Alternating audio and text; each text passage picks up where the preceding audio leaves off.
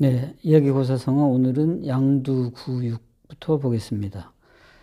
정치 쪽에서 많이 나오는 얘기이기도 하고 그래서 근데 이와 비슷한 사자성어를 오늘은 쭉 한번 점검해보고 나열해보는 그런 시간을 갖도록 하겠습니다.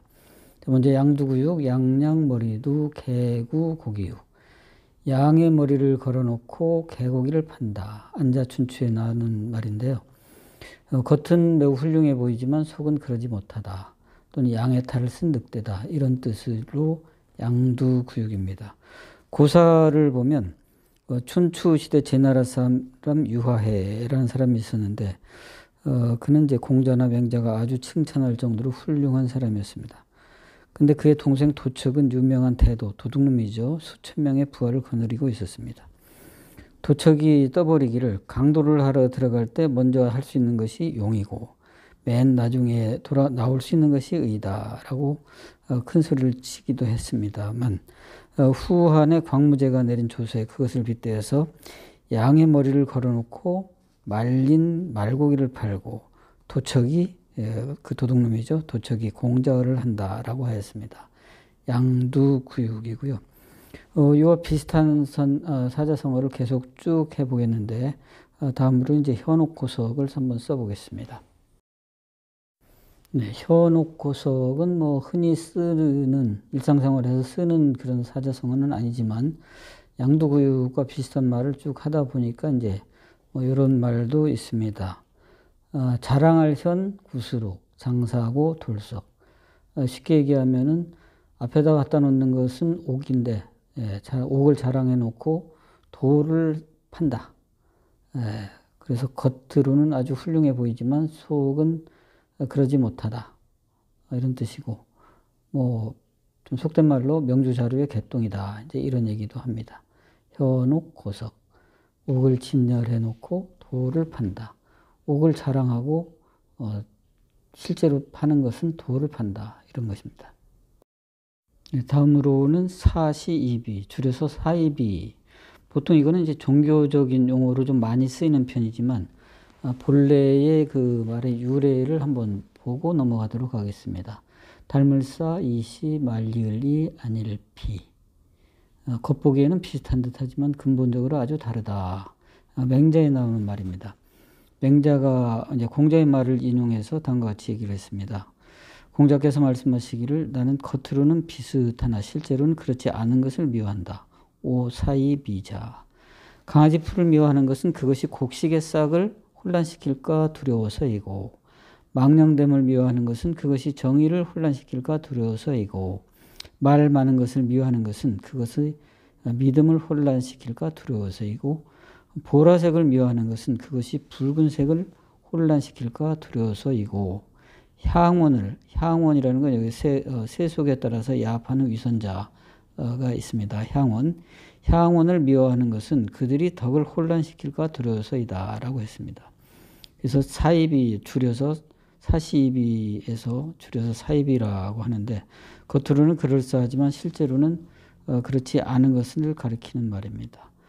사입이는 큰 해악이기도 하고 또 사입이를 가려내지 못하는 것도 더 큰 해악이고 죄악이다라고 할 수가 있겠습니다.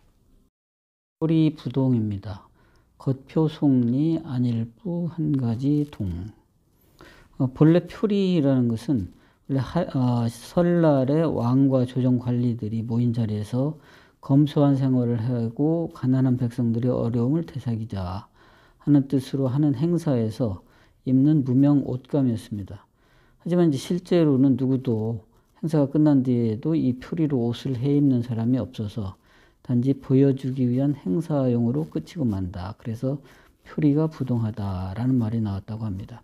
여기서 말하는 표는 거친 흰 무명의 겉감이고 리는 그 흰 무명의 안감이라고 합니다. 그래서 이제 여기서 표는 겉, 리는 안을 나타내므로 겉과 속이 이제 표리 이렇게 되고요. 그래서 겉과 속이 같지 않다. 다시 말하면 말과 행동이 같지 않다. 이렇게 쓰이는 말입니다. 네, 구밀복검, 입구 꿀밀, 배복 칼검. 입으로는 달콤함을 말하나 뱃속에는 칼을 감추고 있다. 겉으로는 친절하지만 마음속에 음흉한 생각을 품고 있다. 자칫 통감에 나오는 얘기고요. 당시 현종 때의 이인보라는 간신 재상의 이야기입니다. 이인보는 자기보다 권세와 지위가 좀 높아질 만한 그런 그 여지가 있는 사람은 여러 가지 계책으로 반드시 제거하고, 또 문학을 하는 선비들은 더욱 꺼려서 혹은 함께 선한 채 하다가 달콤한 볼로 몰래 그를 함장에 빠뜨렸다고 합니다. 그래서 세상 사람들이 이인보는 입에는 꿀이 있고 뱃속에는 칼이 있다라고 했다고 합니다. 비슷한 말로 또 소중유검을 보겠습니다. 소중유검은 뭐 그렇게 많이 쓰는 말은 아닙니다만, 비슷한 말, 역시 사자성어를 찾다 보니, 소중유검, 웃음소 가운데 중 있을유 칼검, 웃음 가운데 칼이 있다, 칼을 간다, 이런 거죠. 우리 속담에 이제 앞에서 꼬리치는 개가 뒤에서 발꿈치를 문다, 뭐 이런 말도 있습니다. 소중유검.